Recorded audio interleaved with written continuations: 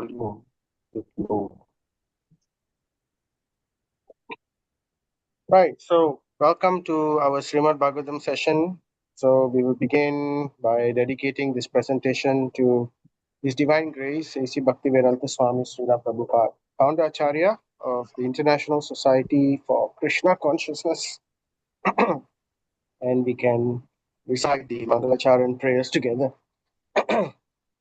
ॐ अज्ञानतिमिरन्दस्य ज्ञानञ्जनः शलाखया चक्षुरुन्मिलितं येन तस्मै श्रीगुरुवे नमः श्रीचैतन्यमनोभीष्टं स्थापितं येन भूतले स्वयं रूपगदामायं ददाति स्वापदन्तिकम् वन्देऽहं श्रीगुरु श्रीयुतापदकमलं श्रीगुरून् वैष्णवांश्च श्रीरूपं साग्रजातं सहगणा रघुनाथान्वितं तं सजीवं साद्वैतं सावधूतं परिजनासहितं कृष्ण चैतन्यदेवं श्रीराधाकृष्णपादान् सहगणा ललिता श्रीविशाखान्वितंश्च हे कृष्णा करुणा सिन्धु दीनबन्धु जगत्पते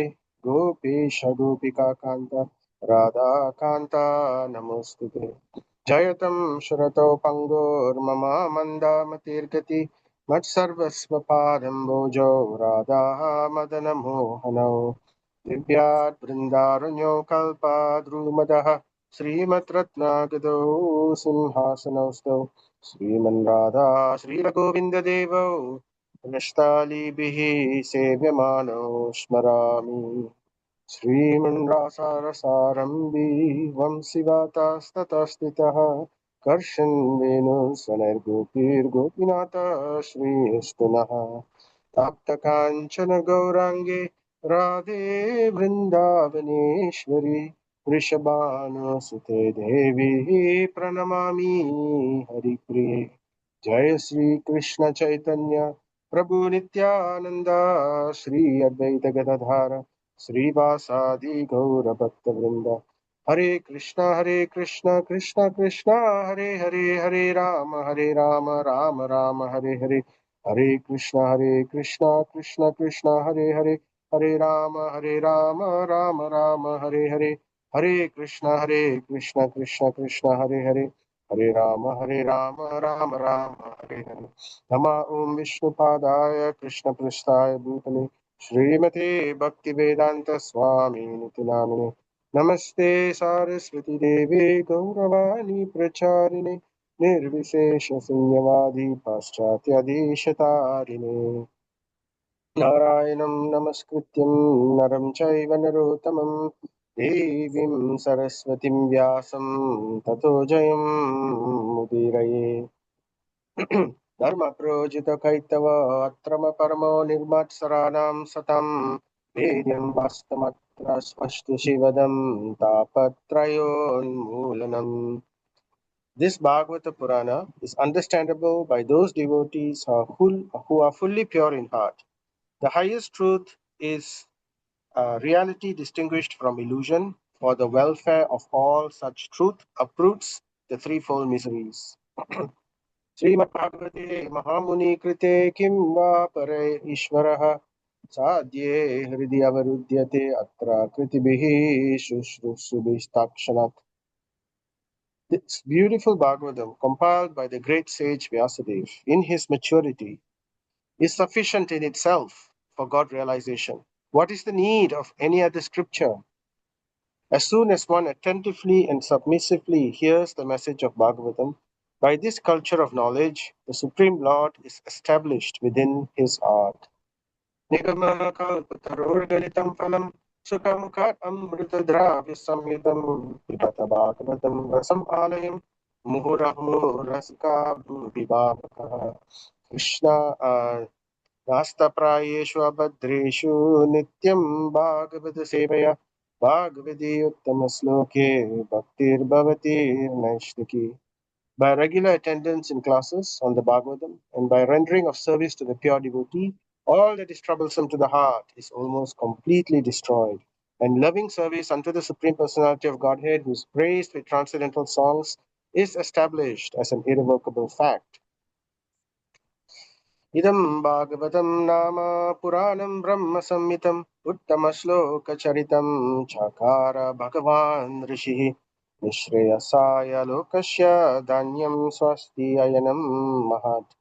This Srimad Bhagavatam is the literary incarnation of God, and it is compiled by Srila Vyasadeva, the incarnation of God. It is meant for the ultimate good of all people, and it is all successful, all blissful, and all perfect. त्वयि मे आनन्दविषया मतिर्मधुपतियासकृत् प्रतिमुद्वहत तदा गङ्गेव उगम् उदन्वतिः. O Lord of sweetness, Madhupate, as the Ganga forever flows to the sea without hindrance, let my attraction be constantly drawn unto you without being diverted to anyone else. Namo Vishnupadaya Krishna Prasthaya Bhutale Srimati Bhakti Vigna Vinashana Simhaiti Namini Mukam Karoti Vachalam Pangum Langayatim Girim Yat Kripa Tamaham Vande Sri Guru Dinatarinam Paramananda Madhavam Sri Chaitanya Mishwaram Om Tat Sat. By the mercy of Guru Chaitanya Mahaprabhu, the blind can see the stars, the lame can cross mountains, and the dumb can recite beautiful poetry. So, we respectfully offer our humble obeisances at the feet of Srila Prabhupada and the Guru Parampara. So, now we are looking at chapter 1 still, right? The first step in God realization. So, this is Srimad Bhagavatam, Canto 2, and we are currently in part 4. So a bit of recap what we have done previously. Let's try to go quickly on this. So this chapter, as we mentioned earlier also several times, it begins with Sukadev Goswami congratulating Parikshit Maharaj. So as you know, Parikshit Maharaj was cursed to die in 7 days and by the river bank of Ganga, and then he was preparing to fast till death. And at that time, all the sages from all over the universe assembled over there. And Parikshit Maharaj very humbly put forward the question to them: what is the duty of of a person who is about to die? Mriya Manam. So that means it's not only referring to him, but it's referring to every one of us, because all of us are also in the same boat. Anytime death could come. So therefore, we do not have guarantee of how long we are going to live. So and certainly we will all have to one day meet death. So in that sense, we are also in the same category. So and why Sukadev Goswami? And at that time, Sukadev Goswami happened to walk by. So we heard plenty about the glories of Sukadev Goswami in our previous canto. Sukadev Goswami is the son of Srila Vyasadeva. He's a self-realized soul, coming from, even before he was born, he was self-realized. So, and even despite him being self-realized, he was still very much attracted to Srimad Bhagavatam. Just like how we were saying earlier, Nigama Kalpatarur Ganitam Phalam, that verse where it says, even the liberated personalities are naturally attracted to Srimad Bhagavatam. So Sukadev Goswami congratulates Parikshit Maharaj for glorious question. Why? Because his question was glorious because it is going to bring benefit to the entire world, to everyone, right? And after that, Sukadev Goswami instructs on what. So what were the questions? So besides asking what is the duty of one who's about to die, he was more specific. Parikshit Maharaj was more specific in his question. He says, "What should one hear? What should one recite? What should one remember? And what should one do? Right? And what should one worship? And what should one not do?" So, like that, there were 6 questions, right? So, after hearing this, Sukadev Goswami becomes very happy, and then he begins to instruct Parikshit Maharaj and all the assembled sages and everybody, right? But he begins by first establishing what one should not do. So, this we heard very much in the first part of this chapter. This is now part 4. So in part 1 and in part 2, and even in a little bit of part 3 in our previous session, we were talking very much about what one should not do. So what one should not do? So one should not become a grihamedi. So grihamedi means one who has all the time in the world for every other pursuits, for his ambition, for his desires, for their comfort, for their pleasure, for whatever it is, but they do not have time for spiritual life. So that is a grihamedi, right? So whose attention is divided into so many different things. They are interested in so many material subject matters, but when it comes to even one spiritual subject matter, they become very dull, they become very disinterested. So that is called a Grahamedi, who spend their life, their daytime earning money and maintaining their family members, and at night simply in sleeping or in sexual activity or in intoxication. So these are defined as Grahamedi. So Sukadev Goswami says practically the entire world, most of these people are indulging in these activities only. So if one is in this kind of activity, then they will not be able to get the answer to this question. They will continue to die and take birth and die and go through the different various sufferings within this material creation. So then Sukadev Goswami talks about what one must do. So what one must do to become fearless? If one is desiring to be fearless, ichhata means desiring. If one desires to be fearless, abhayam, then what should one do? So then he clearly establishes the answer is Srimad Bhagavatam. So one should take shelter of Srimad Bhagavatam. Why? Why it? And of course, the glorification of Srimad Bhagavatam is given also. How it is it's the topmost Purana, and it attracts. It has the capability. It's the only scripture which attracts even the liberated persons. Hmm? So why Srimad Bhagavatam? Because Srimad Bhagavatam, of course, there are many reasons. Incarnation of Krishna directly and all that. But before going into all those deeper matters, it begins by saying Srimad Bhagavatam, it leads to, because if we take up the study and hearing of Srimad Bhagavatam, what it will do for us? It will lead us towards Hare Nama Mir Kirtanam. Because by taking up the study and listening to Srimad Bhagavatam, this is Srimad Bhagavatam is entirely about the Supreme Personality of Godhead. Because earlier Parikshit Maharaj asked the questions, right? What should one chant? So Srimad Bhagavatam gives the answer. One should chant about first one should hear. What should one hear?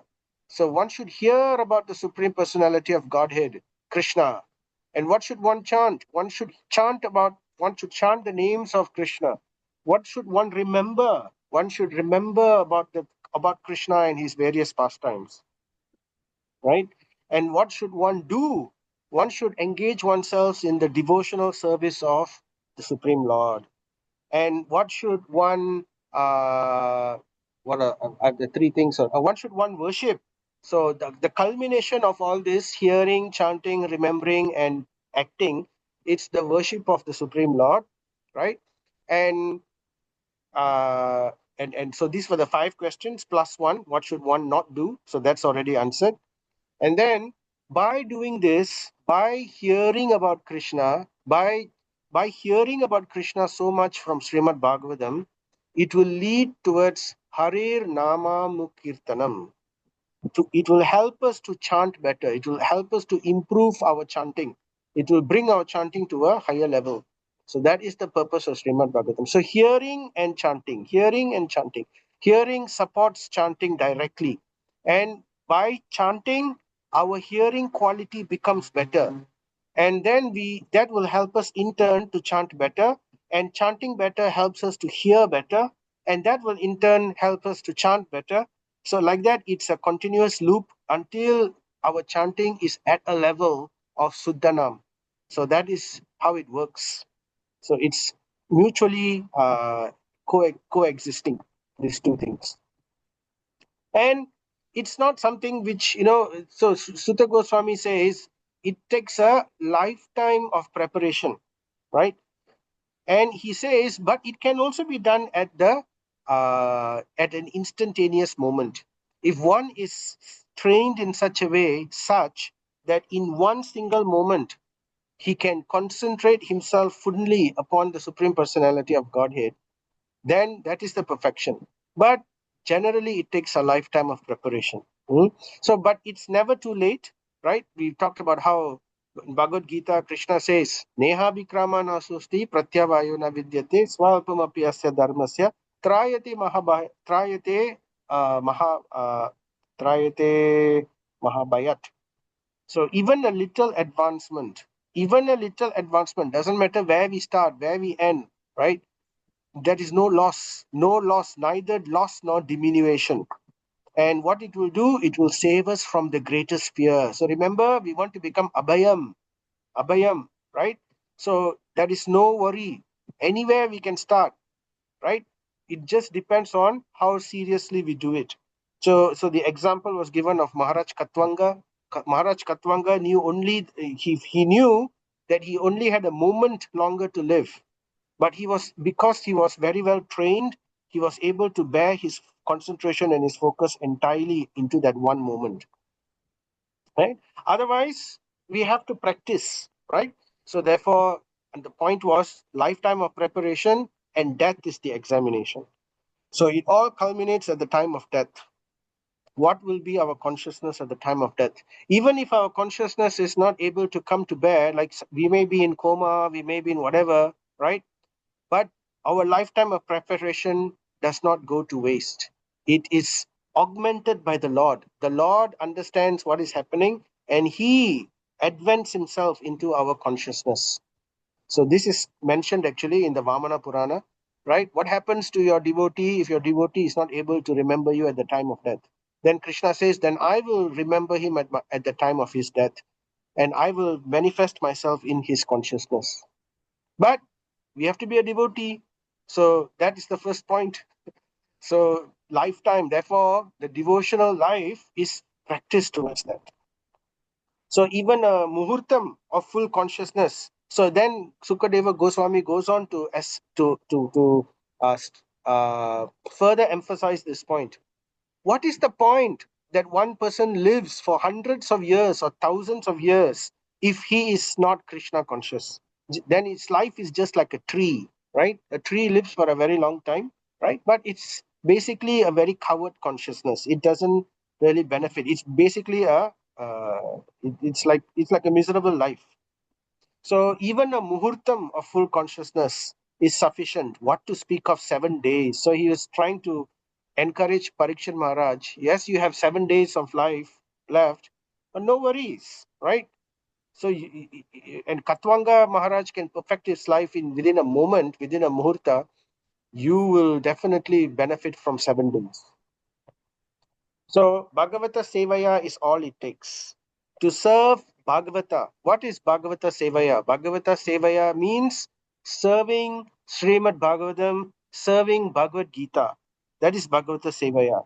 But it's not just that. Bhagavata Sevaya also means serving the Bhagavata. Bhagavata means the devotee. And Bhagavata Sevaya also means serving the lotus feet of the Supreme Lord, Bhagavan.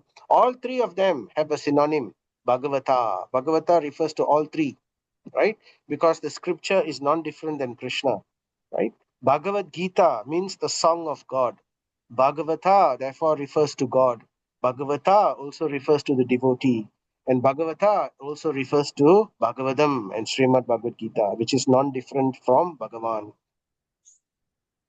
Uh, so the exam, Antakale, so we talked about this already, all right? So at the time of death, right, there is a condition. The point is if we want to become abhayam, fearless, how can we become fearless? We can become fearless when we become renounced, vairagya. We should be able to cultivate vairagya, renounce. We should be detached. Basically, we should be detached from everything which is material. Material things means our whatever our assets, our house, our car, our bank balance, or whatever it is, our job, our position, uh, you know, and it also means our family members as well at the time of death. We should not be thinking, oh, my family, oh, my son, oh, my daughter, oh, my wife, oh, who will take care of you? What will happen to you? No, that is not what we should be thinking at the time of death. Oh, so that is very, very important, vairagya. But how can we cultivate this vairagya? Because if we have even a little bit of attachment to something which is material, we will have to take birth again. So we have to cultivate vairagya. So that can be done through the process of yoga. So that is what Sukadev Goswami will begin to speak about to Parikshit Maharaj, right? So that vairagya can be cultivated. How to cultivate vairagya? Controlling the mind. Manas means the mind. That is the key. If we can control the mind, then automatically vairagya is achieved, right? Of course, it works together. We cultivate detachment that will help us to control the mind. And when our mind is controlled, then we can control our thoughts, what is going to be in our mind. Those stray thoughts will come in, right? So how do we control our mind? Mind is the key, yes. So it begins by, first of all, purifying our intelligence. So the intelligence is the means to control the mind.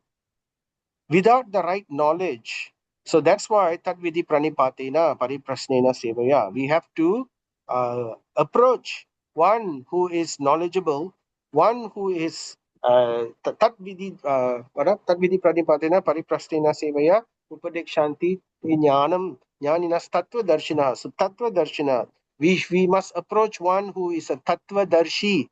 That means one who knows the truth, one who understands the supreme absolute truth. Even better, one who has realized it. So then they can give us the knowledge by which our intelligence becomes purified. Because currently our intelligence is not purified, because that is where our ego is sitting, our lust is sitting. Our ego is controlling our intelligence, and lust is also sitting in the intelligence. So therefore, it needs to be purified by hearing.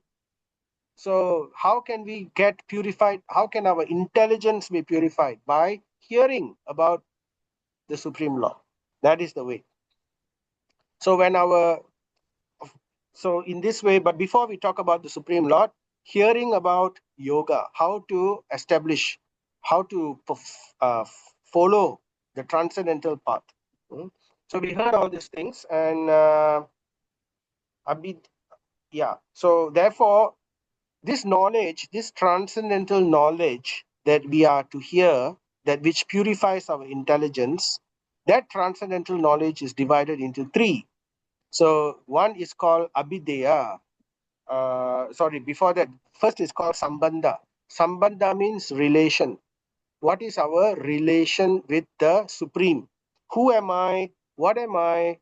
And where am I? What is the nature of this material world? What is the spiritual world? And who is the master of the spiritual world? And who is the master of all the jivas? So this is called sambandha, to know our relationship. So, and then after clearly understanding this aspect, right, then the next aspect is to what to do in order to achieve the goal. What to do. So that is called abhideya. So abhideya means the path. What is the method? So we know what we know, but how do we achieve this? So that's where Sukadev Goswami is telling Parikshit Maharaj, you cannot take to the path of sense gratification if you want to come to this platform. If you want to take up transcendental knowledge to become fearless so that you can transcend the cycle of birth and death, then you cannot take to the path of sense gratification or karma kanda, right? Or fruitive activities. Simply, we do everything because we want to enjoy. We want to enjoy the fruits.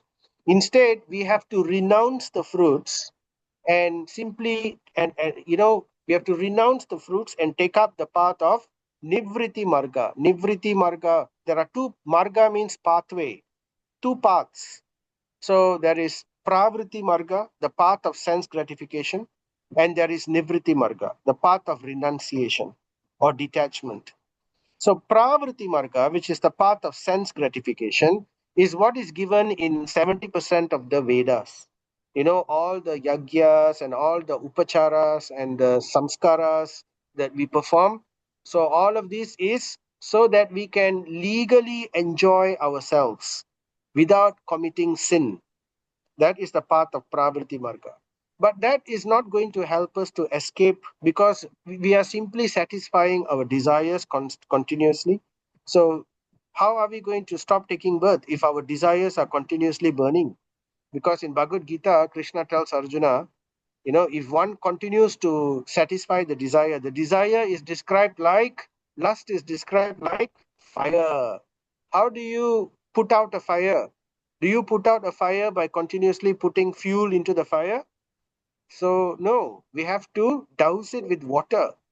So therefore, if we our desires is like fire. So if we continue to satisfy and gratify our desires, that is not going to put out the fire of desire. The fire of desire will only blaze stronger and stronger the more we satisfy and more we gratify.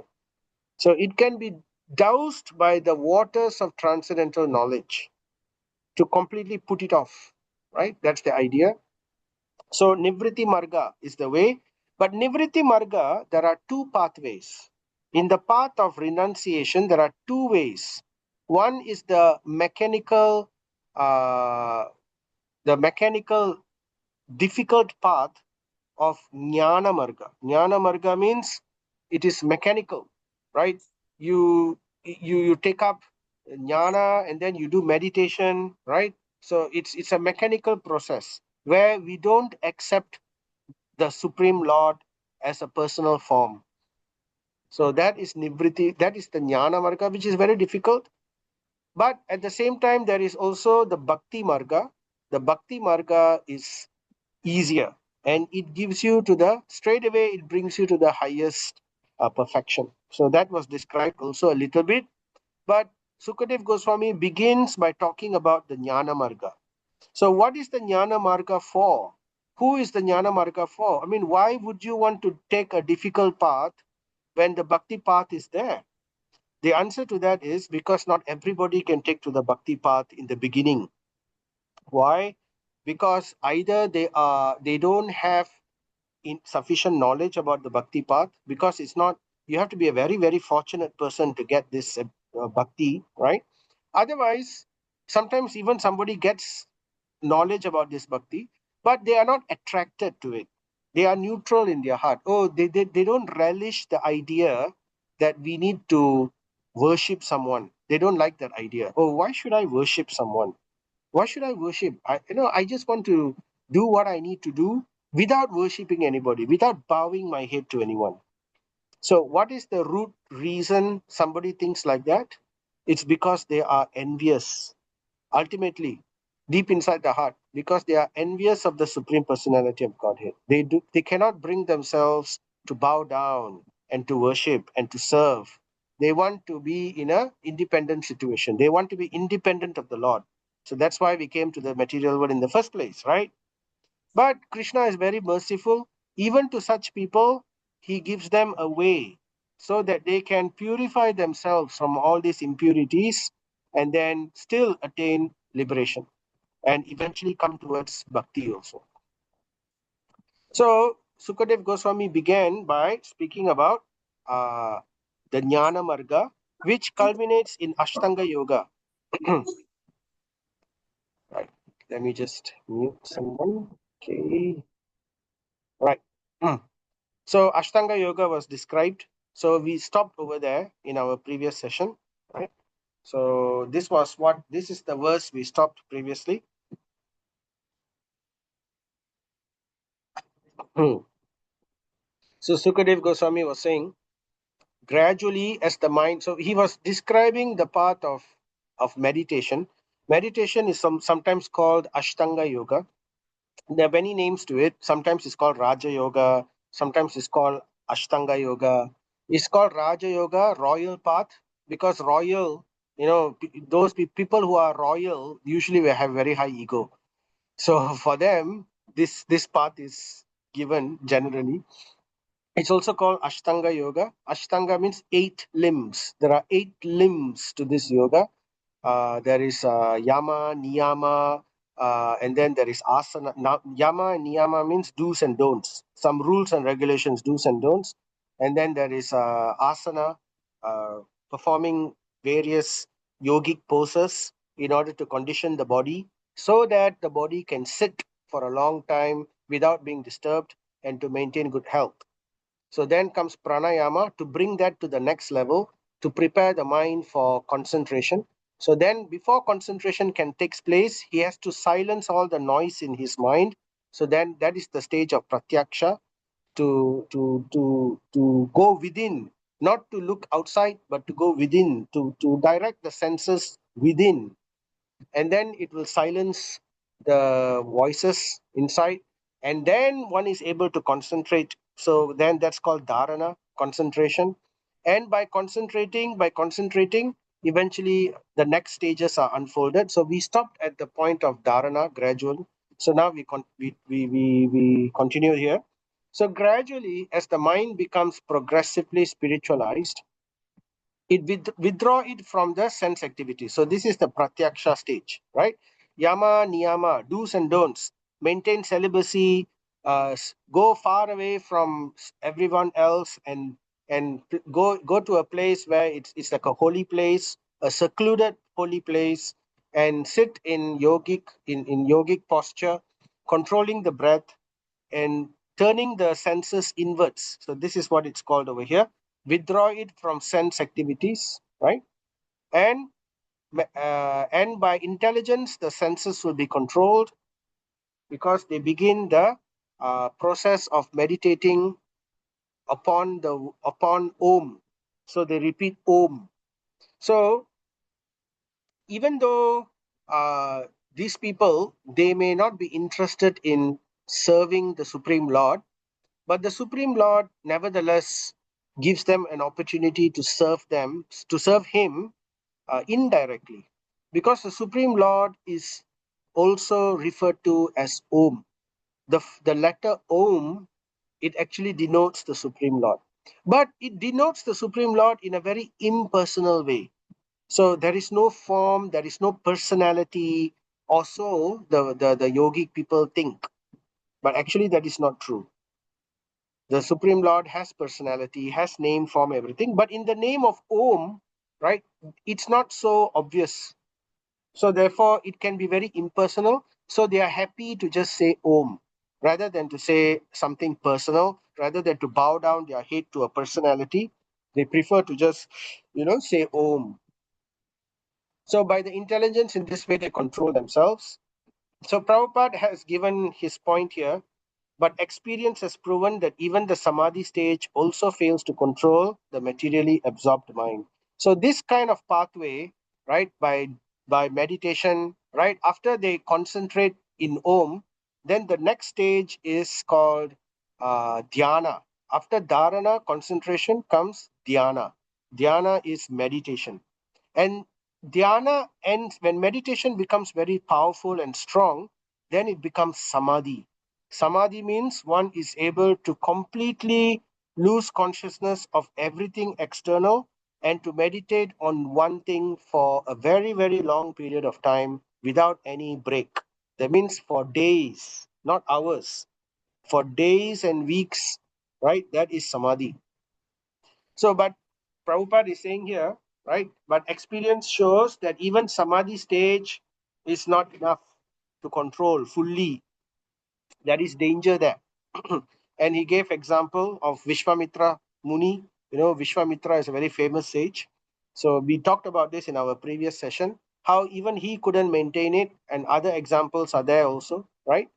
Even Lord Shiva's example is given, how Lord Shiva broke his meditation. So meditation is not something which is 100% foolproof, right? Whereas if one takes up pure devotional service, one can be situated in such a situation that nothing can disturb him. Just like Prabhupada used to tell, he used to challenge all these people. What is my miracle? My miracle is you bring me in front of all naked ladies and I will not be disturbed. Whereas all these other so-called yogis, you bring them in front of naked ladies, they will be disturbed. So Prabhupada used to challenge all his young American disciples like that. Of course, Prabhupada had many miracles, but this is one of the things, right? The lust in the heart is very difficult to curtail. The proof and the evidence of this is there in many places, right? There is even one story about Akbar, the Emperor Akbar, previously the Mughal Empire. He had a very famous minister called Birbal. Some of us may heard about Birbal. He's a very famous minister, Hindu minister, and usually he was very intelligent. So there was once Akbar asked, what do you call, Birbal. He asked Birbal, he said, what is the thing that never leaves a person even up to the point of death? So then Birbal said, oh, that's very easy. The answer to that is lust. And then Birbal says, lust, really? Surely when you're old, surely when everything is going to finish, even when somebody is going to die, I don't think they will be interested very much in lust.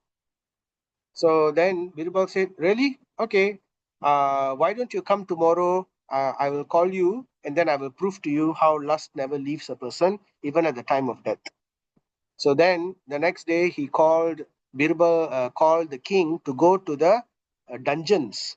In the dungeons, they keep the people who are about to be executed, right? The death row inmates, they call it the death row, those who are about to be executed. And then he told Akbar, but when you come first. When I call you, you enter into the door. And then, but after you come, no, sorry, you come together with your daughter. You cannot come alone. Bring your daughter. Together, both of you must enter into the door of the prison. So, this happened, and then the next day, Birbal went into the dungeon, and there was a man over there who was in death row. He was very old also, but he was in death row. And then Birbal went and told him, you're going to have a very, very special visitor to visit you, right? He's the none other than the king.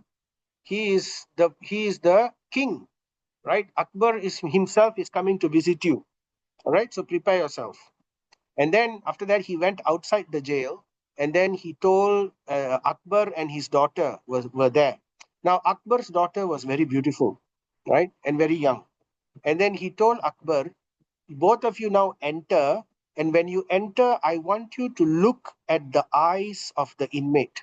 Look carefully at the eyes of the inmate. So both of them entered.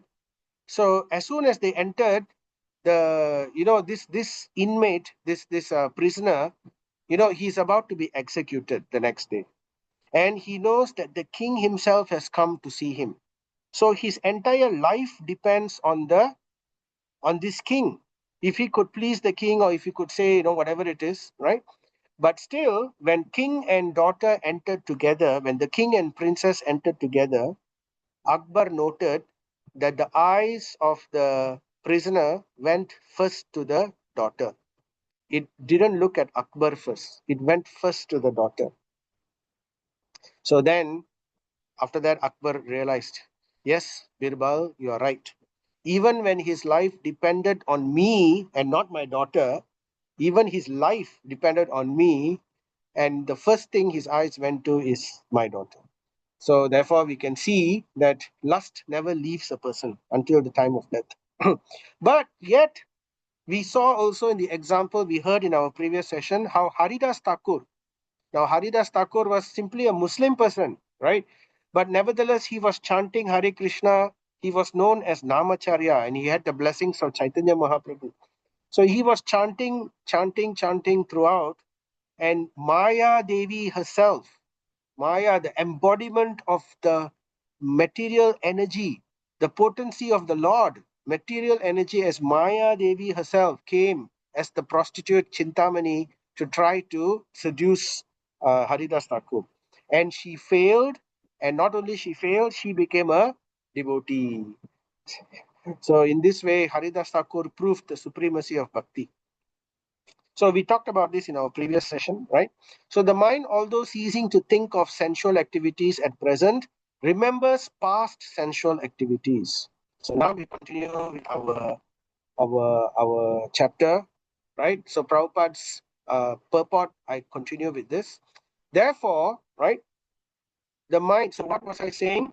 The mind, although ceasing to think of sensual activities, although we force our mind to stop thinking about anything, right? Even if we force our mind to stop thinking of anything, right?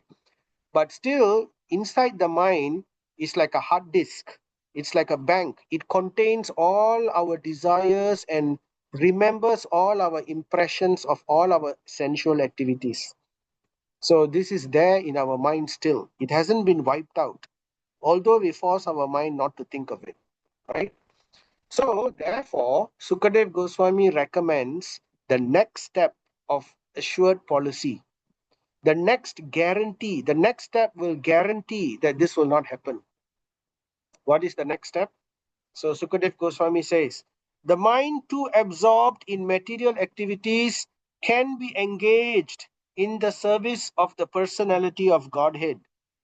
So when we engage the mind in the personality of Godhead, right, and become fixed in full, see, he's using the word in full transcendental consciousness. So the mind, even if we artificially meditate upon Om or artificially meditate upon the light or whatever it is, it's never going to be complete, right? It's always going to be fallible, no guarantee, until it translates next to the Supreme Lord. So that's why dhyana, meditation, is ultimately not the end. It will lead towards Paramatma realization. The yogi who's meditating, he's searching and searching within and meditating and meditating and meditating on Om. And the conclusion of that meditation is he realizes that that Om is none other than Paramatma. The vision is revealed within his heart. And when he realizes that this is Paramatma, he sees it with his own eyes. And after being purified by the process of Dhyana Yoga, his mind is now ripe and ready to accept the Supreme Personality of Godhead in the personal form. His envy is reduced and thrown away. So when he sees the personality of Godhead in this form, now he is ready to accept. Previously, he was not ready to accept. Right? So then his meditation becomes perfect. Why it becomes perfect?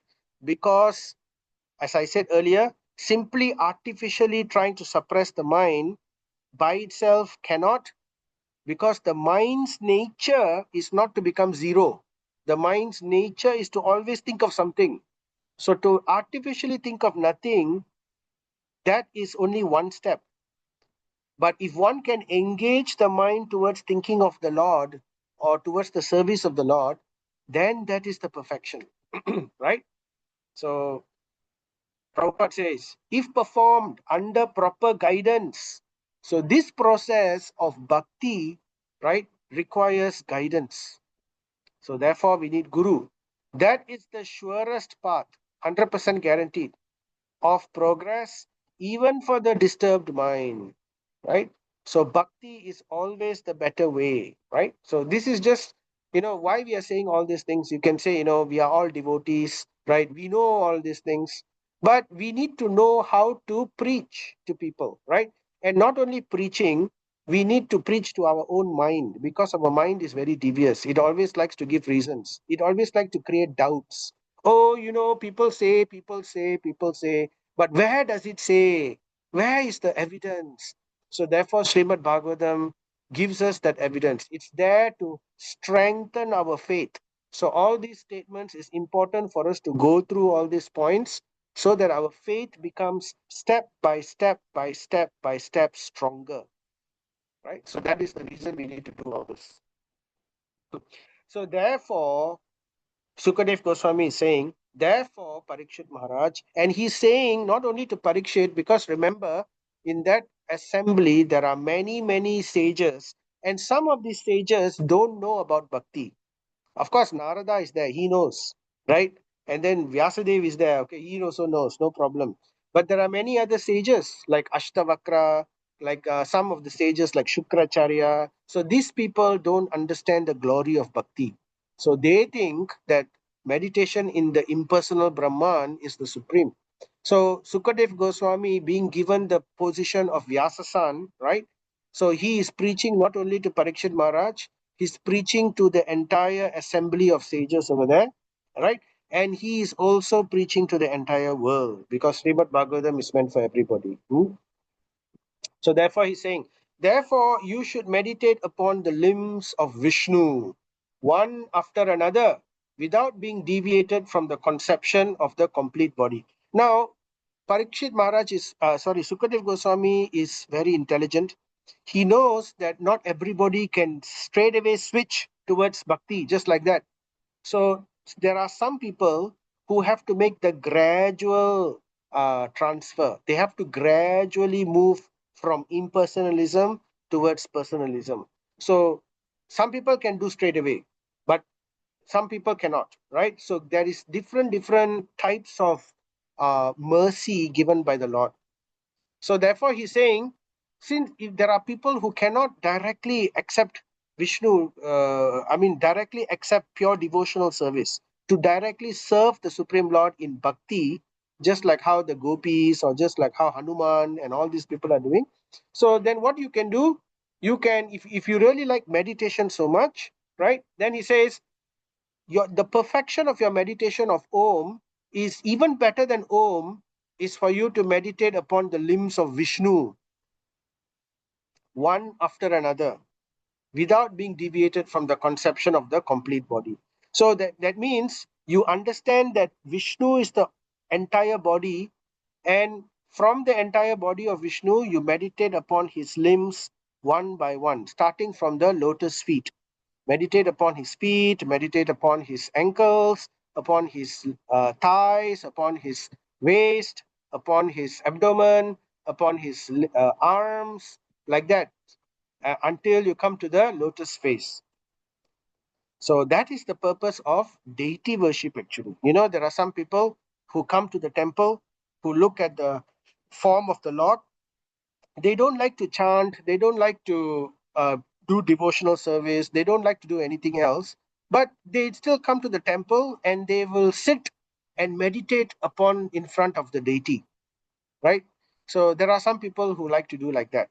So therefore this is the pathway for them. It's better than meditating on simply Om, right? This is a better way. So Prabhupada says the Vishnu forms of worship in great temples of India are spiritual centers of meditation on the transcendental limbs of the body of Vishnu and not mere idol worship. So therefore, this in all Vishnu temples you can see, right, or even all Krishna, any temples of the incarnation of the Lord, it's a deep science. It's not simply that the deity is there, right? It is meant for the devotees to meditate upon the deities of the Lord, the limbs of the Lord, to meditate upon the deity. But even better than to meditate upon the deity is to serve the deity. But again, not everybody is able to come to that platform, right? So at least begin by meditating upon the deity of the Lord, step by step, level by level. So meditating upon the deity of the Lord is it's a better meditation than simply Om. So the common man can benefit more by meditating on the form of Vishnu in the temple than on the Omkara. So that is better, right? Prabhupada is saying. Uh, right. So the word here is used dhyayet. Dhyayet means to concentrate, right? Over here, to concentrate upon the limbs of the Lord. And we should understand that the body of the Lord, the deity of the Lord, is non different from the Lord Himself. We should not think that this deity of the Lord is made out of wood or metal or brass or anything like that, or stone, right? we should understand it is there by the mercy of the Lord. And since the Lord's mercy is there, his power is such that he can, both material energy and spiritual energy are his energy. And he is Achyuta, and he is Achyuta means infallible, and he is Achintya, inconceivable. He can do anything. He can change material energy into spiritual energy if he wants to, right? And he can change spiritual energy back into material energy if he wants to. So the deities of the Lord, although it's made from material energy like stone and all that, but they are installed using Vedic samskaras, right?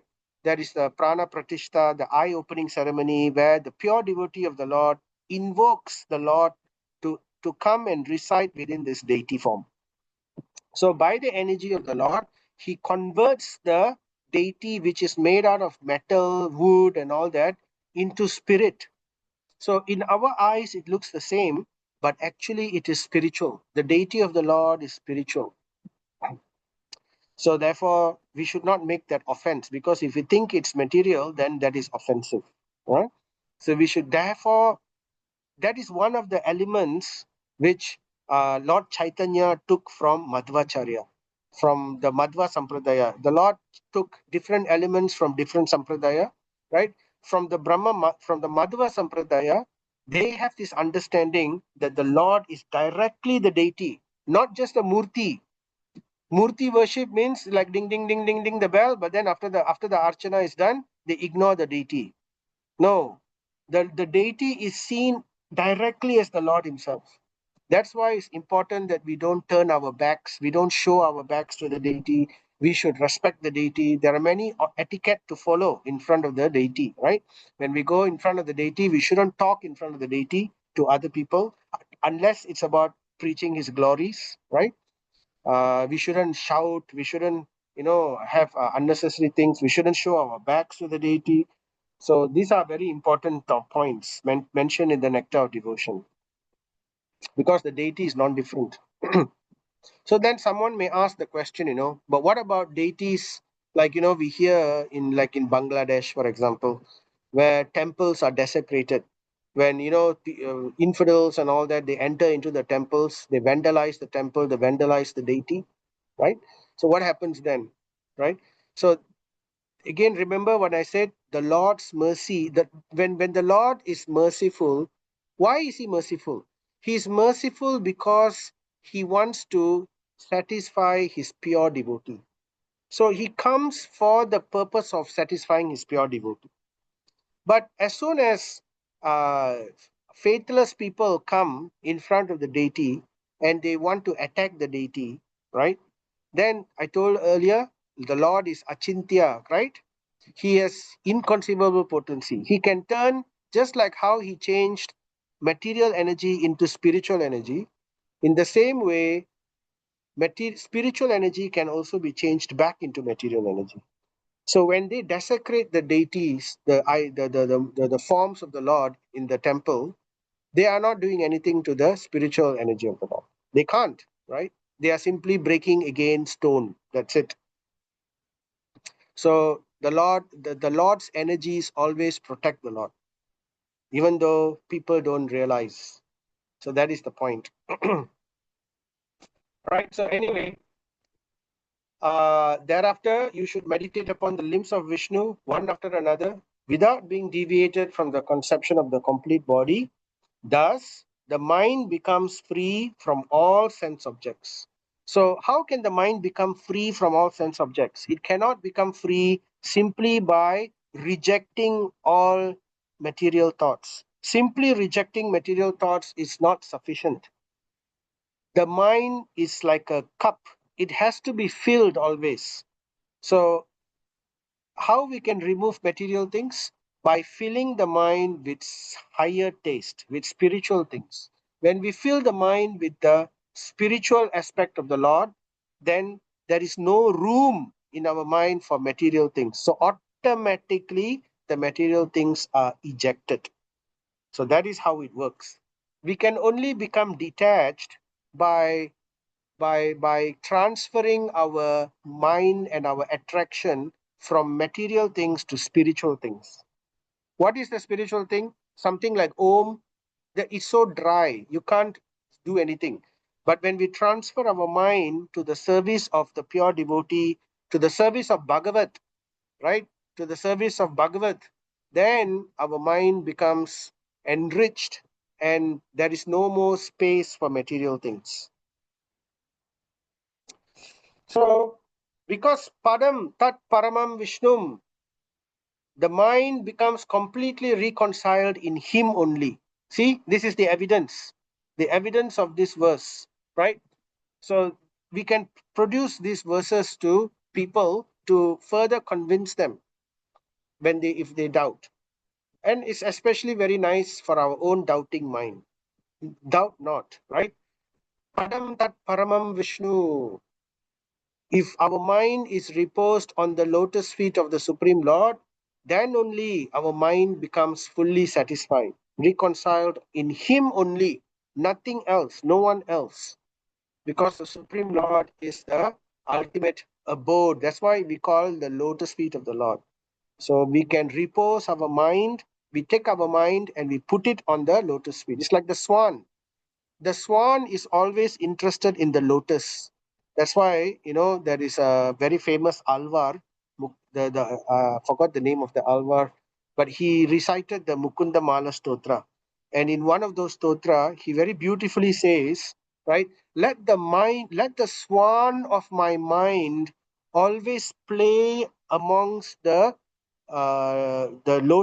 feet that let the swan of my mind always be attached and play amongst the lotus stem of the lotus feet of the Lord. Like the swan always plays along in amongst the lotuses. Wherever there are lotuses, right? The swans like to go there, and they really like the lotus so much.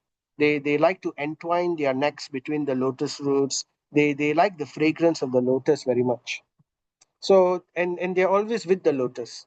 So in the same way, let my mind always be always concentrating on the lotus feet of the Lord only. So Sukadev Goswami continues. One's mind, so he talks more about the mind. So a lot about the science of the mind is here in this Srimad Bhagavatam. One's mind is always agitated by the passionate mode of material nature. So, we are in the three modes of nature.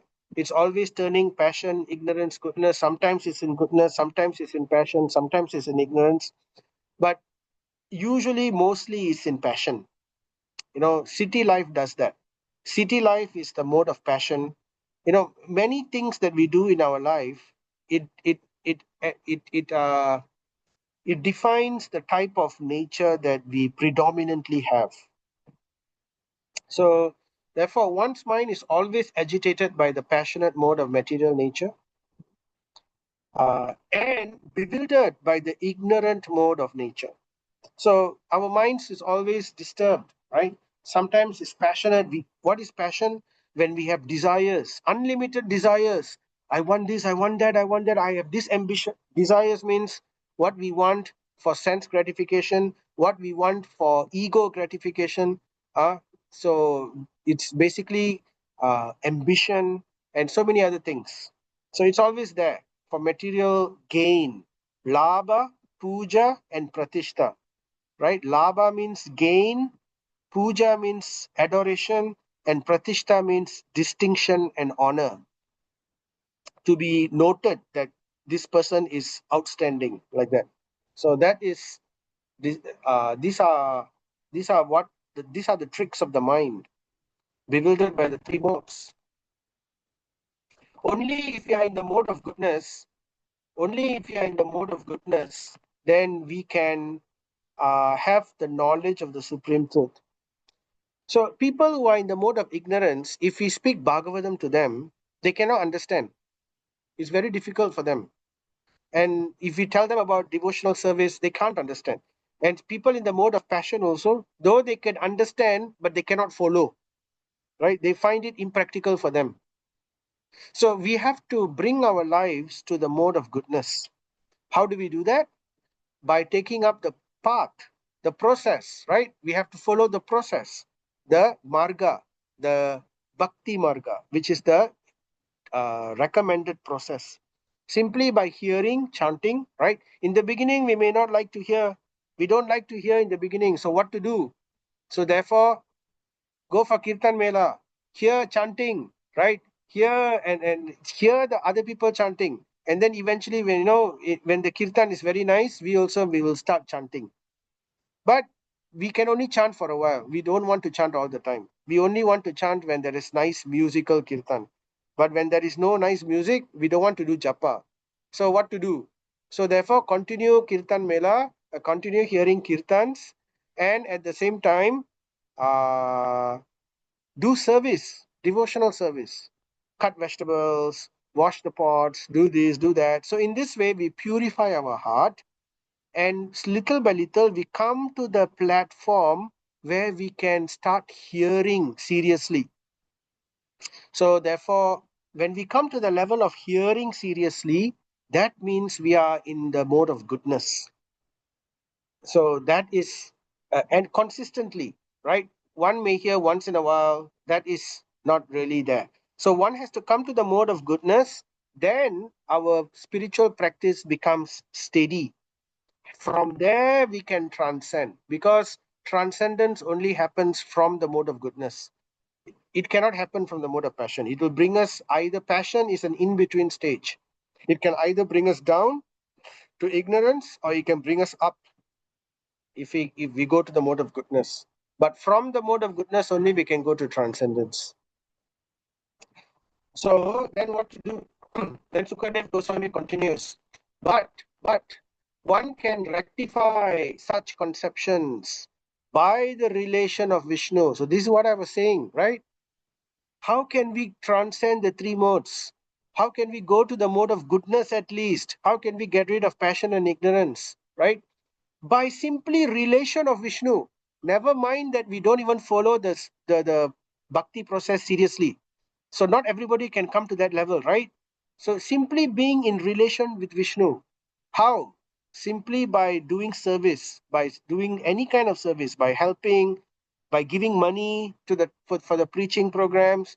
So any kind of contribution, any kind of little bit of service, even serving whatever, serving prasadam, washing the plates, inviting the guests to come to the temple, even telling people where the temple is, right? Or even saying something nice about Krishna or the devotees, serving the devotees, helping them, washing their plates, cooking for them, taking care of them. So, any of these things, these are all in relation with Vishnu. This will help us to bring us to the mode of goodness, so that we can hear and chant with steadiness. When we can hear and chant with steadiness, then we can transcend, right? That's the idea. That's the process of bhakti. So, uh, it's important to know what is the strategy that Sukadev Goswami is taking over here. Why is Sukadev Goswami going from the beginning? Because I told, right, there are different types of people in this world. There are not everybody can take up bhakti straight away. You go and tell them, wake up Mangalarti, chant 16 rounds, eat prasadam only, right? Here every day, read Srila Prabhupada's books, preach, worship the deity, go for spiritual pilgrimage. Oh no, I cannot do like that. I have my life. So not everybody is ready to take up at that level. So there are different levels. So Sukadev Goswami is beginning at the base level, right? The base spiritual level. So in the material world, there are people who don't even qualify for that. So these people are called atheist. So what is atheist? They think that there is no God, that this universe is there, but there is no God. So it's called atheism. Theism means belief in God. A means to negate that, to cancel that. So it means atheism means to not believe in God. But and this one is condemned. This is not even the beginning. Bhagavatam doesn't start at this point. This is for Bhagavad Gita. Bhagavad Gita is given to people who are atheist, so that they can be convinced if they are seriously searching for the truth. Hmm? And then higher than that, there are some people in the next level, right? So between atheism and bhakti, there are several levels. So this is the next level. This level is there are people, you come across people who say God is the universe. They worship the universe. They say everything is the universe. I hear from the universe. I meditate upon the universe. The universe speaks to me. The universe tells me. So this kind of belief, right, at least is better because they are not atheistic. They do believe that there is divine, but they don't want to accept that God is personal. Therefore, they are more comfortable with the idea. They don't want to give an identity to God. They don't like that. So they are more comfortable simply having an impersonal understanding. God is the universe, or God is creation, or everything is God, impersonal, right? So those who are in the lower level, they call it universe. Those who are slightly in the higher level, they call it Brahman. So they say everything is Brahman. You are Brahman, I am Brahman, the world is Brahman, the sun is Brahman, everything is Brahman. So they see it that way. Still better than atheistic. So this is called pantheism. Technically, this is if you study theology in the universities, they name it like that. And Prabhupada also talks about this in his purport. So that's why I'm mentioning over here, right? So he mentions pantheism. So this is called pantheism. Hmm? So Prabhupada says pantheism in its higher status does not permit the student to form an impersonal conception of the absolute truth. So in pantheism itself, there are different stages. So the lower stage is God is the universe. But in a higher stage, they actually understand that there is a personal form of the God. Hmm? So Prabhupada says here, pantheism in higher status does not permit the student to form an impersonal conception. So what does he think then? So he thinks that universe is part of God. So he understands that God is not just the universe, he is much more than the universe. He is beyond the universe. Universe is part of him. So this is called panentheism. Actually, in those days, it was also called pantheism, but nowadays they have separated pantheism uh, into two lah. So they have now called this separately as panentheism. But when Prabhupada was writing this at that time, this was also called pantheism. But nowadays, now it's slightly separated. It's called panentheism. What's the difference? God is universe in pantheism. In panentheism, universe is just a part of God, right? So this is the universe. God is more than the universe. So this is the idea. And at the higher level of panentheism, they accept that God has a personality. There is a form of God. And he's beyond the universe. He's part of the universe, but he's also beyond the universe. So this is what Sukadev Goswami is talking about. So Sukadev Goswami begins Srimad Bhagavatam's explanation about the absolute truth from this stage, from panentheism point of view, right? So that's why I'm putting it in this form. I hope you're able to understand this, right? So then Prabhupada says, but it extends the conception of the absolute truth into the field of the so-called material energy. So that's the problem with panentheism. Panentheism extends spirituality into material energy also. It's part of it. They think that God is also material. God is beyond matter, but at the same time, he is also material. They think like that. So that is panentheism. So, O king, so Sukadev Goswami says, O king, by this system of remembrance and by being fixed in the habit of seeing the all good personal conception of Lord, one can very soon attain Yogino Bhakti Lakshanaha under his direct shelter. So he says, therefore, Krishna is very merciful. Krishna knows there are different types of people like this. He knows there are people who are pantheistic. He knows there are panentheistic people. So therefore, Krishna is he gives the jnana path for these people.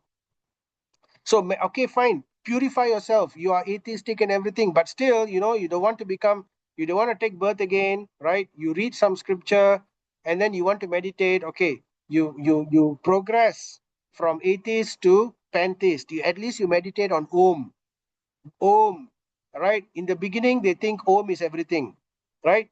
Then later, as they meditate more, they begin to see Paramatma in their heart. When they start seeing Paramatma in their heart, right, then Krishna saying, right, then that begins. But Krishna is saying you don't have to take that path. That's very difficult.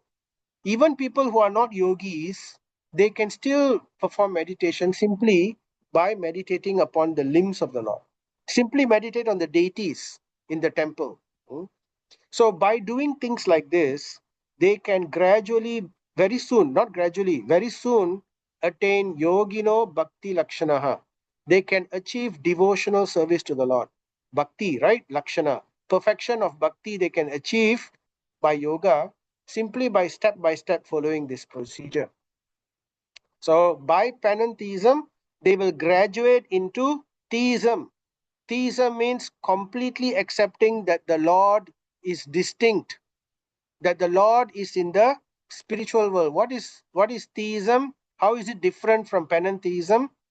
It's different by it says that God created the universe. What does panentheism say? Panentheism say God is part of the universe. And he is beyond, he's more than the universe, but he's part of the universe. Whereas in theism, it says God is, he created the universe and he is separate from the universe. That means there is spiritual nature and there is material nature. They are not combined together like how panentheism is. In theism, spiritual nature is separated, material nature is separated. Therefore, Lord Vishnu does not have any material qualities. He is called Nirguna. Nirguna means no material qualities. That's why he's separated, you see. But at the same time, he created them and he enters into them and maintains them. So the idea is there that all universes emanate from the Lord, and the Lord enters into those universes and he maintains them by his various energy. So this is how it is different from panentheism, right? So I hope that distinction is clear. Happy to answer any questions on this later also if you feel it's not clear, right? But yeah.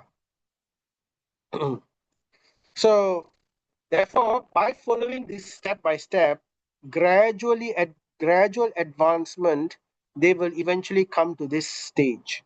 So Prabhupada saying, everything created by the material energy can be dovetailed with the absolute by an attitude of service, which is the essential part of living energy. So service, we have to serve the Lord, even if we cannot serve directly. So Sukadev Goswami is saying, simply by meditating on the limbs of the Lord, that is itself service. So the pure devotee of the Lord knows the art of converting everything into spiritual existence. That's pure devotion. To understand everything can be used in the service of the Lord.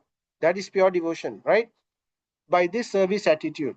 And only in that devotional way can the theory of pantheism be perfected. So when Prabhupada says pantheism, he is referring to both pantheism and panentheism, right? So these two can be perfected when we understand about when we graduate to devotional service, when we apply our service attitude towards the Lord, when we start to use everything in the service of the Lord. And then Prabhupada gives in this devotional attitude of the mystic, that makes possible the successful termination of such mystic attempts. So Prabhupada says, not only Prabhupada says, Prabhupada is explaining this, right? He's saying this perfects the mystic path of dhyana yoga. Ultimately, even someone who's meditating, he must graduate into devotional service. Then only he progresses, because dhyana yoga is just a step in the ladder, right? The yoga is like a yoga ladder, starting from karma yoga, then jnana yoga, then dhyana yoga. And then if he remains in dhyana yoga, then he's not reached the top yet. So he has to graduate into bhakti yoga. He has to graduate into theism. Then he perfects his devotion. Then he adopts devotional service. And with that, he perfects his yoga practice. So you see, this is the evidence to show that bhakti is supreme. It's at the top of everything. So the rest of it is just a step towards bhakti only. So either you can go step by step through the difficult process of the jnana marga, or you can directly take up bhakti right from the beginning, right? And bhakti itself will purify us and bring us to the highest level of bhakti. We don't need these other processes. We don't need karma. We don't need jnana. We don't need dhyana. We don't need any of these other processes. So Sukadev Goswami is giving this example. So he's going step by step by explaining this to the people and to Parikshit Maharaj. After hearing all this, now Parikshit Maharaj is asking a question. So let's see what is his question. Raja Uvacha, O Brahmana, please describe in full detail how and where the mind has to be applied. Now he wants to know detail of this, right? So he wants to know how to practice this Ashtanga yoga correctly. And then he's asking, please tell me how the mind has to be applied and how dharana can be fixed. Now he's not in dharana means concentration. So he's not interested in concentration which is not steady, like the yogis. How the yogis, the meditating yogis, they meditate upon the light, they meditate upon Om. So this is not steady. So now he's saying, please tell me the steady meditation process, how to correctly apply Ashtanga Yoga, so that the dirty things in a person's mind can be removed. Because previously it couldn't be removed, it was just silenced. The mind was just silenced, but the dirty things were still there beneath the waters, right? But now, how can we remove it? So now correctly tell me the right process, the correct process of meditation for these people. So Parikshit Maharaj is asking this for the benefit of all these people who cannot accept the devotional path, right? So then Prabhupada gives a comment. By the inconceivable potency of the Lord,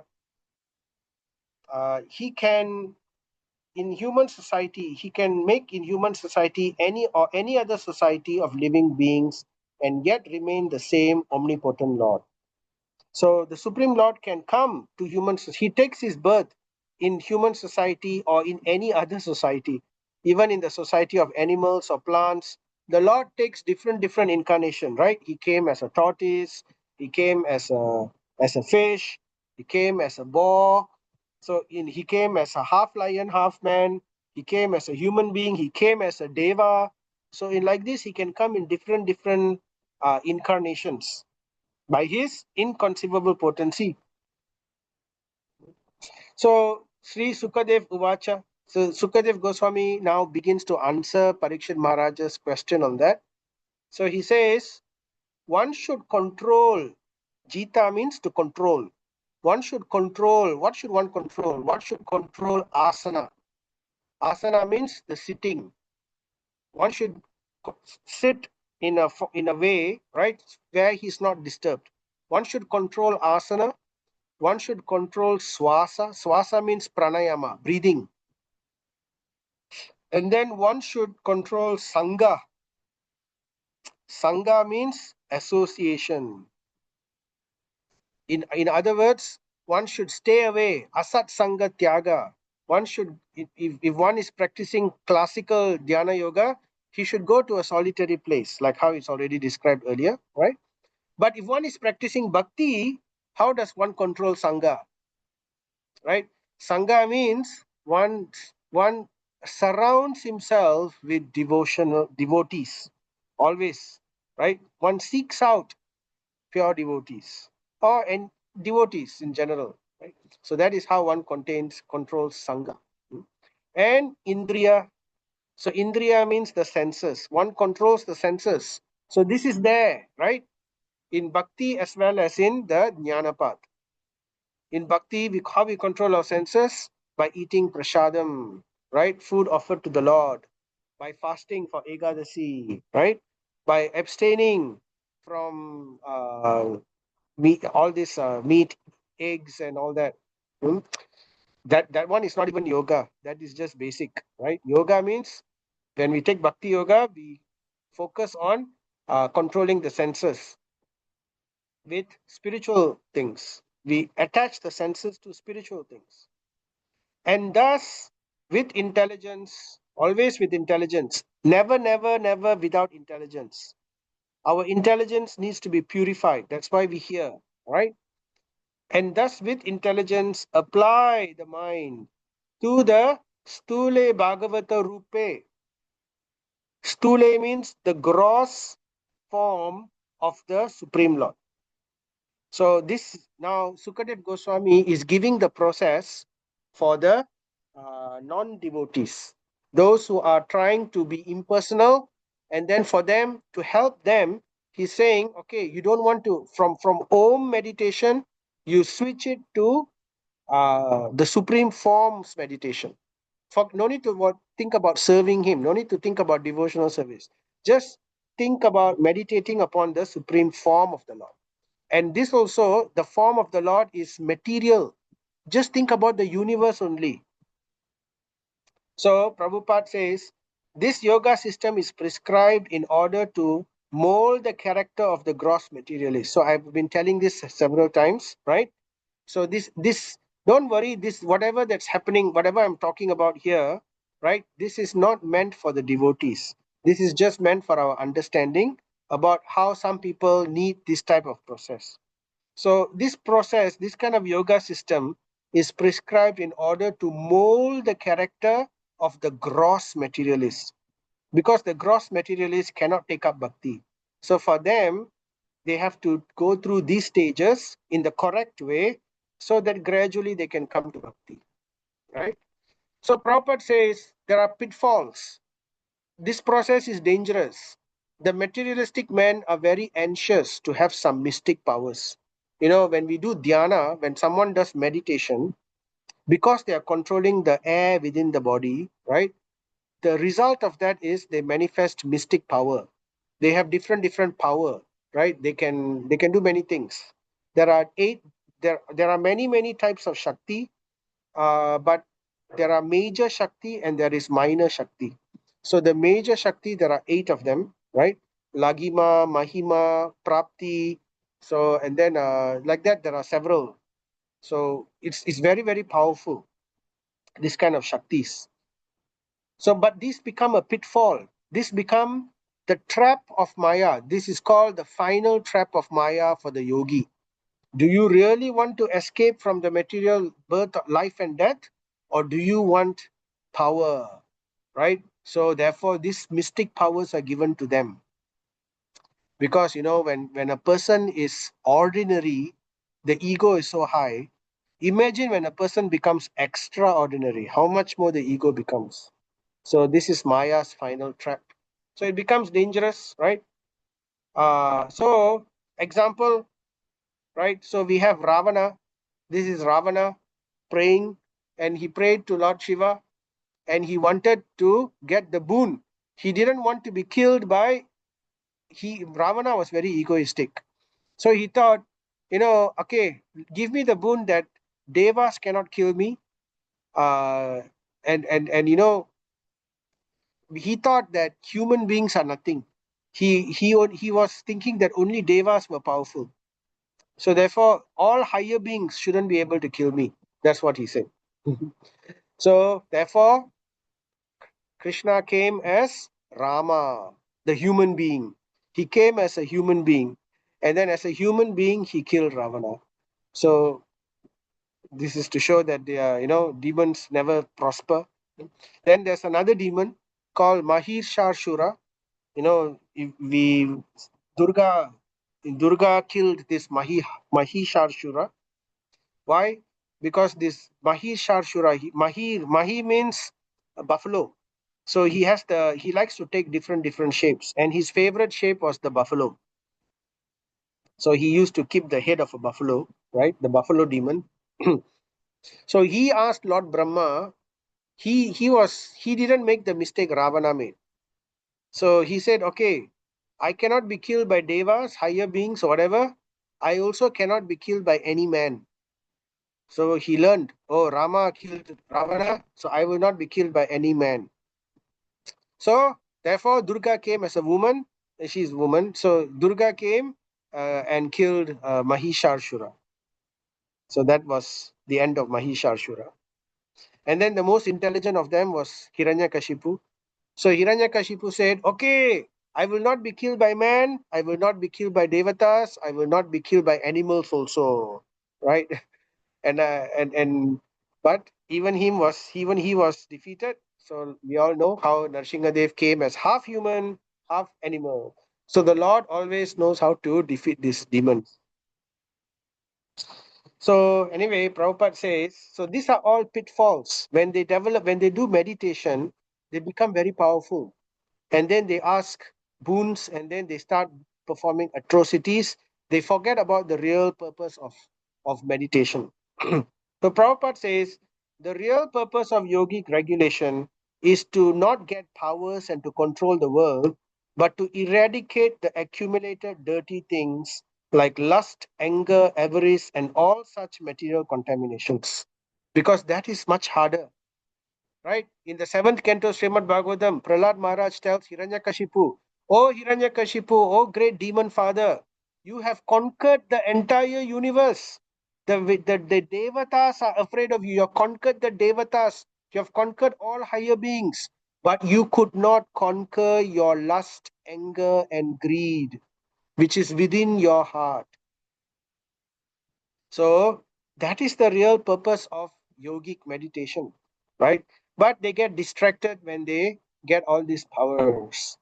So Prabhupada says if the mystic yogi is diverted by the accompanying feats of mystic control, then his mission of yogic success is a failure because the ultimate aim is God realization. He got distracted.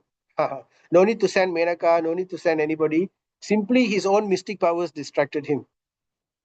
So Prabhupada says, right, he is therefore recommended, the yogi is therefore recommended to fix his gross materialistic mind by a different conception of meditation and thus realize the potency of the Lord. To switch his mind from Om to remembering the body of the Lord, to see the Lord in his form. As soon as the potencies are understood to be instrumental manifestations of the transcendence, one automatically advances to the next step, and gradually the stage of full realization becomes possible for him. So, step by step, he starts meditating upon the Lord in the universe, and in this way, slowly he will realize Paramatma, and then he will switch over to Bhakti. So that is the evolution of yogi, right? As prescribed by Sukadev Goswami. Then they will become successful. So Sukadev Goswami says, this gigantic manifestation of the phenomenal material world as a whole is the personal body of the absolute truth. So Sukadev Goswami is giving a way in which the impersonal yogis can at least attach to the Lord. So it's described in the scripture in different ways. How the Lord is the universe. He represents the entire universe. So this representation is actually an illusion, right? It's the Lord is actually personal. His form is Satchit Ananda. But just to benefit these impersonalists who cannot accept the form of the Lord is telling, Sukadev Goswami is saying, meditate upon the universe as part of the Lord,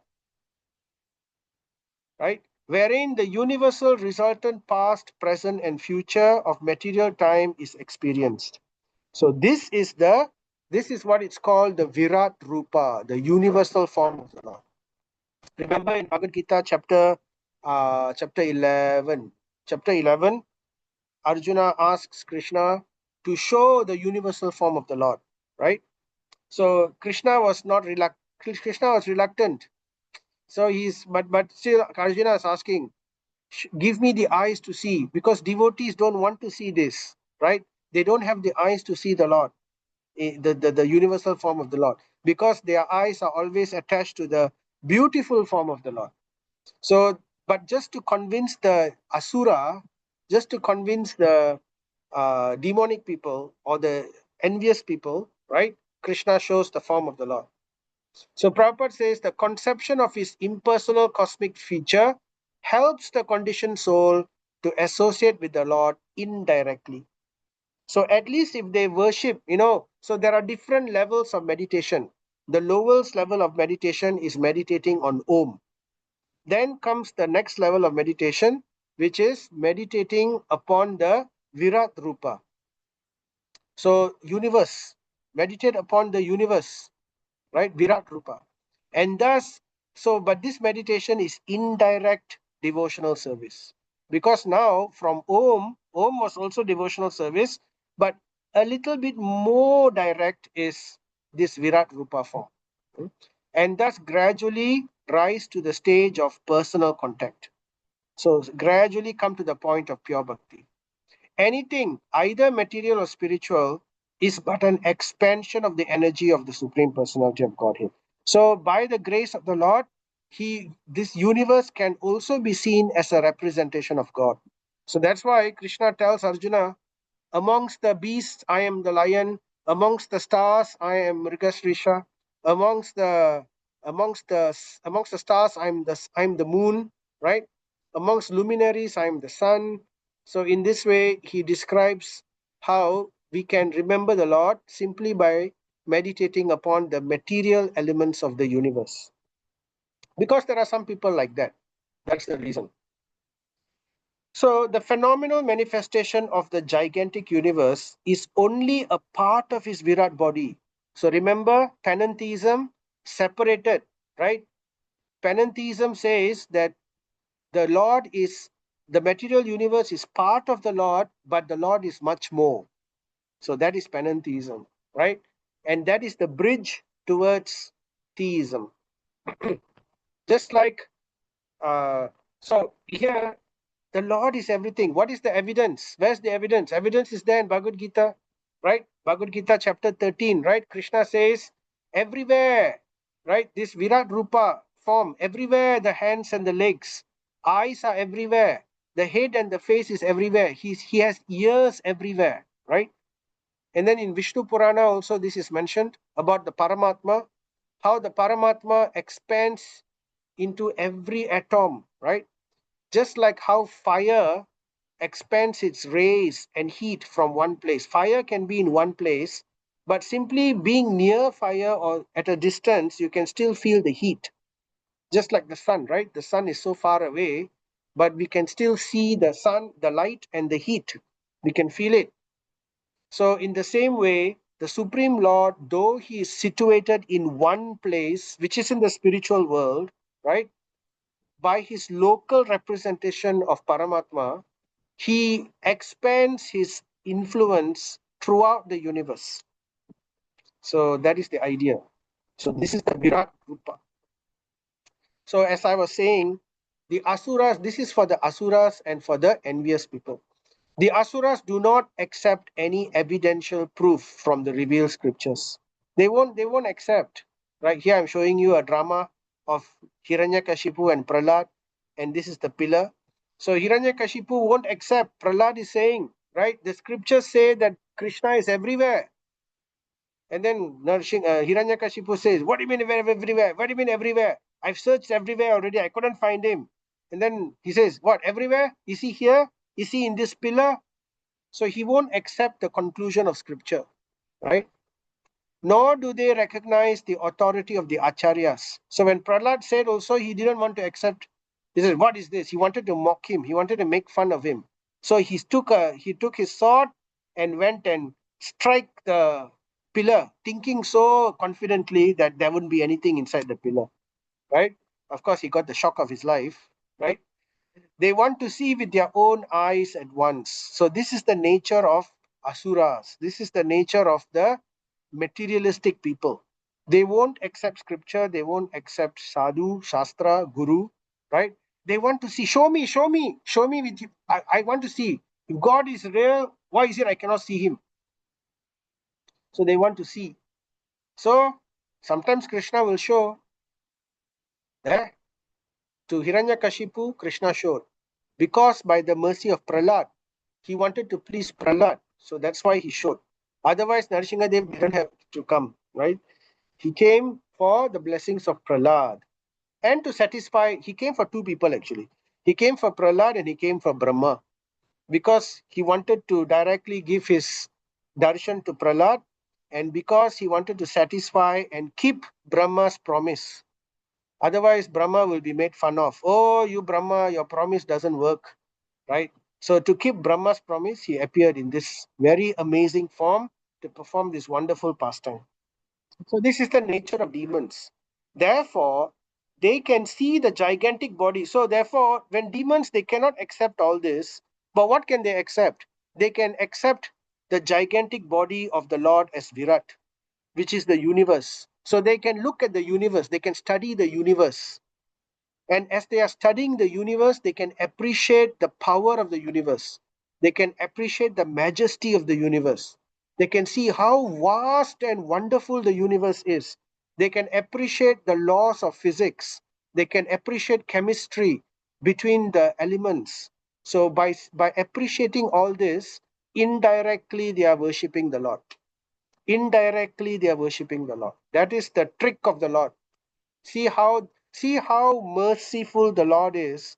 He goes to such extents just to trick the stubborn independent jivas, to give them agyata sukruti, to give them blessings so that they can be benefited eventually. This is the mercy of the Lord, right? So because these scientists and all these materialistic people, they only understand raw power. Like Hiranyakashipu, he could only understand raw power when Nrsimhadev came. Otherwise, they can't understand. So Lord Krishna, by the request of Arjuna, exhibited his Virat Rupa for the Asuras. Just like how Nrsimhadev, by the to please Prahlad and by the request of Brahma and the Devatas, exhibited his amazing Rupa, his Adbhuta Rupa for the Asura Hiranyakashipu. But anyway, so this we are talking about this. The Virat Rupa manifestation of the Lord is simultaneously a challenge to the atheist and a favor for the Asuras. Why is it a challenge? Because they will never fully understand it. The scientists, they try to understand material nature, but each time they go one level, another level opens up. A deeper level keeps opening. They discover micro, and then after that came pico, and then after that came nano, and then after nano comes pico. So it becomes smaller and smaller, it becomes bigger and bigger, the fields. So it is always ever expanding. So it's always a challenge, but because they apply themselves to that challenge with respect, because they respect their career, right? They respect the challenge, they respect the forces of nature. So therefore they get tricked by the Lord, right, into favor. So the Lord gives them a favor in this way, indirectly. This Virat Rupa of the Lord was especially manifested not for the benefit of Arjuna, but for that unintelligent class of men, the Maya Purita Jnana, right, and the Asura Bhava, who accept anyone and everyone as an incarnation of the Lord and so mislead the general mass of people. So this Virat Rupa this kind of forms, right? The universe, science, all this is only for the benefit of the asuras and for those who cannot accept. A pure devotee of the Lord is not interested in all this, right? But this is for our knowledge, this is for our understanding.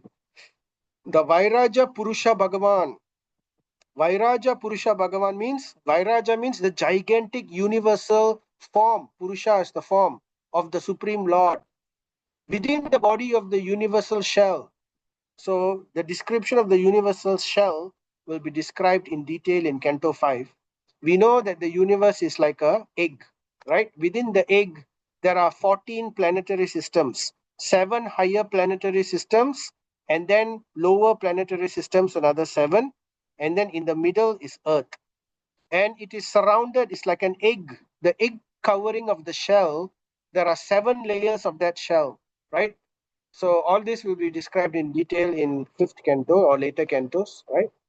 So this within each of this shell, the Lord enters inside just for the benefit of the jivas. So this is one universe. So like that, there are innumerable universes. So this Virat Rupa, this is the Rupa, the gigantic universal form within one universe. This is one shell, right? Which is covered by the sevenfold material elements, is the subject for the Virat Rupa conception. So this is the subject of the concentration for those who are neutral, for those who are gross materialist, for those who are envious, for those who cannot accept sadhu, shastra, and guru. So for them, the universe itself becomes their worship, right? So that's the understanding, right? So Prabhupada says, he can expand himself by multifarious forms and incarnations simultaneously without being diminished in his full potency. This is the nature of the Lord. This is the last slide, by the way. So I know it's getting late, but let me just finish with this last slide. So the nature of the Lord is such, he can become the universe, he can enter into different universes. How is it that the Lord can enter into different universes and still remain the original personality of Godhead in the spiritual world? Now that is the Achintya Shakti of the Lord. He can do anything and everything, right? There's a nice verse in the Ishopanishad, in the Sri Ishopanishad, which is from the Vedas, right? The invocation mantra is from the Yajur Veda, if I'm not mistaken. The invocation mantra, Om Purnam Ada Purnam Idam Purnat Purnam Mudachyate Purnasya Purnam Adaya Purnat Eva Vashishyate. So this verse, right? Om Purnam, Om, that supreme Om represents Bhagavan. That Bhagavan is Purnam, he's complete. His Purnam means full and complete. There's nothing not full or not complete about him. He's full and complete. Om Purnam. That Bhagavan is Purnam, full and complete. Ada Purnam Idam. In the same way, this material world and everything that comes from him, including this material world, is also complete. So the Lord is complete, and the Lord creates different things which comes from him, which is also complete by itself. And although so many complete things are coming from the Lord, there is no lacking in the Lord. He remains the complete whole. How to understand this? Inconceivable.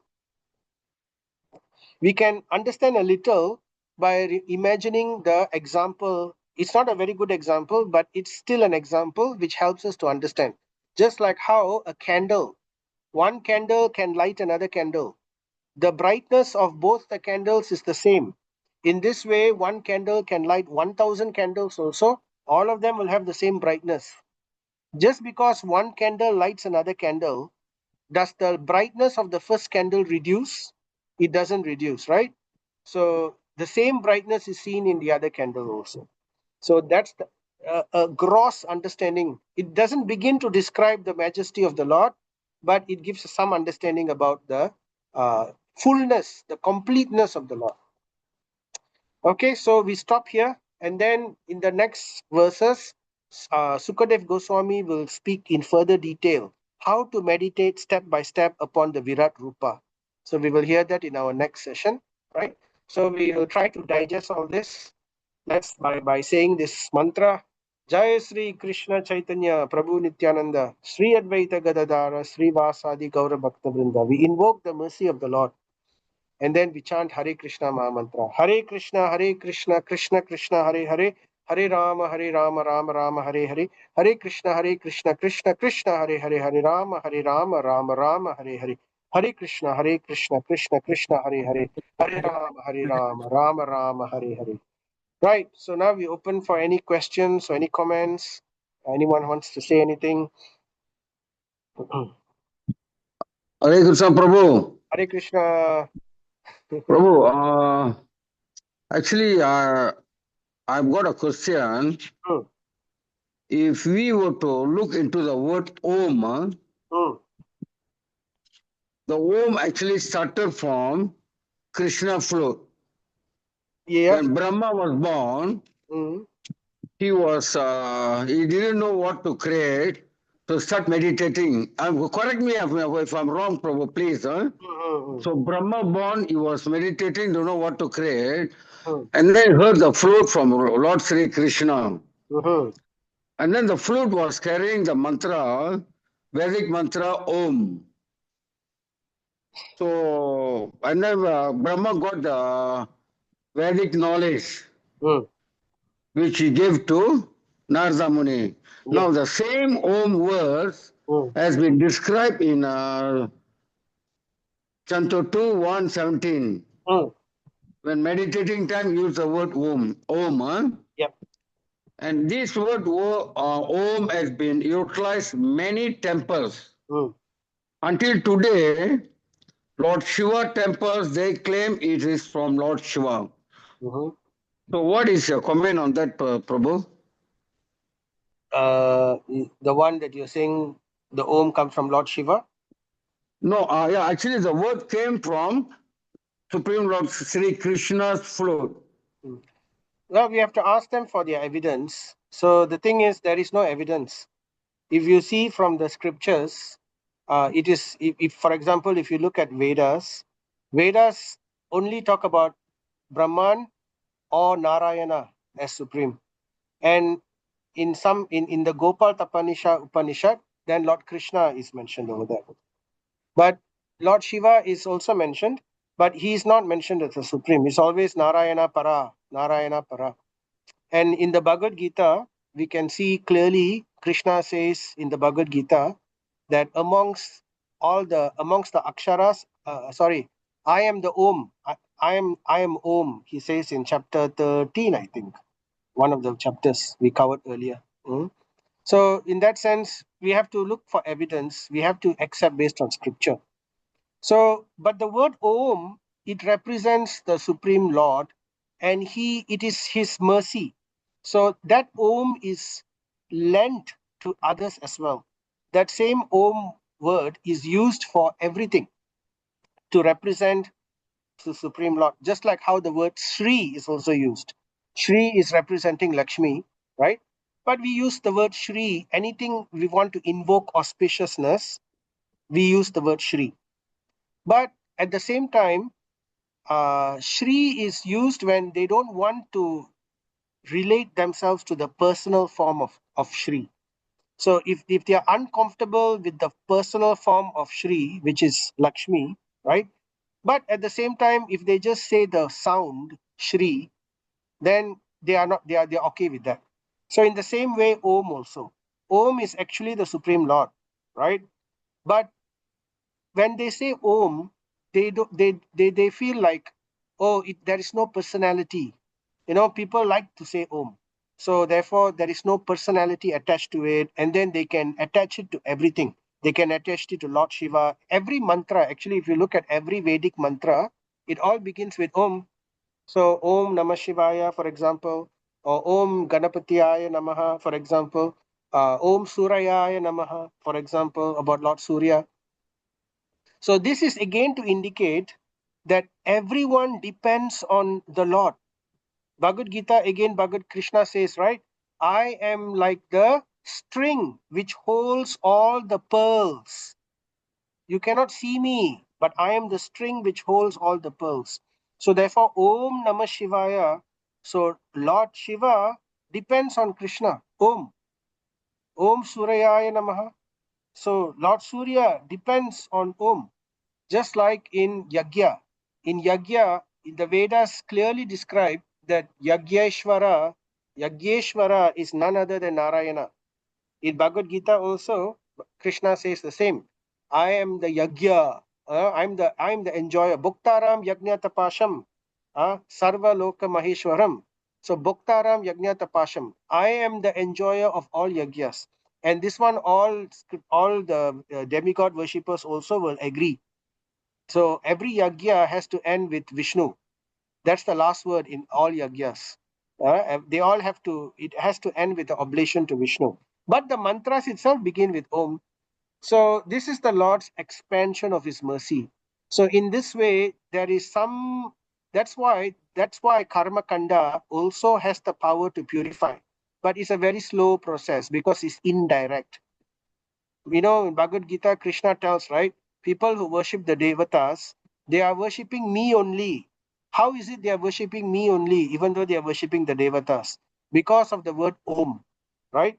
And also because the devatas represent Krishna indirectly. But Krishna is saying they're doing it in the wrong way. They're doing it indirectly, right? Because it's not the bhakti path. So that's the idea behind it, right? So people like to use Om to represent when people are uncomfortable with personalities.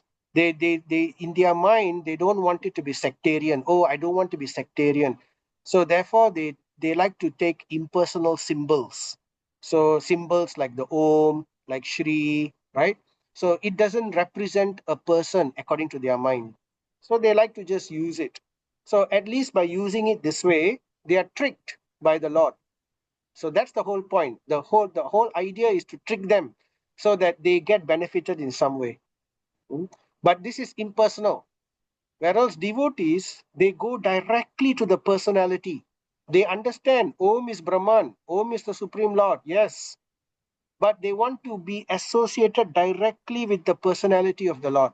So therefore, they directly use words which are the names of the Lord, which indicates the Leela. Oh, Damodar. So they want to immediately, when you say Om, what do you imagine in your mind? You imagine light, you imagine the symbol Om, that's it. But when you say Damodara, immediately comes to mind Mother Yashoda, Krishna, the rope, the entire pastime comes to mind. So it expands like anything. So the word, the personal names of the Lord is much, much, much, much, much more powerful than Om. But before we come there, Sukadev Goswami is taking them step by step. First Om. Then better than Om is you think about the Lord in the universe. So different parts of the universe as different parts of the body of the Lord. So that is what we are going to hear in our next session. How different parts of the world, of the universe, represents different parts of the body of the Lord. Like that, step by step, eventually we'll come to the pure devotion where the devotee sees the Lord directly as a person. So it's a gradual consciousness, Prabhu. I hope that explains, Prabhu. Oh, okay, bro. Okay, thank you. Thanks. Okay. Understand. Right. Any other comments or questions? So, yep, it's a little technical today, right? But I hope we could understand the concepts because we will be challenged. People will have these things. We will see such people out there. So we have to be able to explain to them. And we should also be clear of doubts. So when we come across this kind of people, we should not have doubts because all these things are clearly explained in the Srimad Bhagavatam. Okay, so we stop here. Thank you so much. Srimad Bhagavatam ki jai, Srila Prabhupada Right. ki jai. Thank you, Thank you, Prabhu. Prabhu. Hare Thank you, Krishna. Prabhu. Hare Hare Krishna. Hare Bol. Krishna. Thank you, Hare Prabhu. Bol. Thank you very much, Prabhu. Hare Krishna. Thank you, Prabhu. Hare Thank Krishna. you. Thank you so much for your time. Thank you, Prabhu. Hare Hare Krishna. Krishna.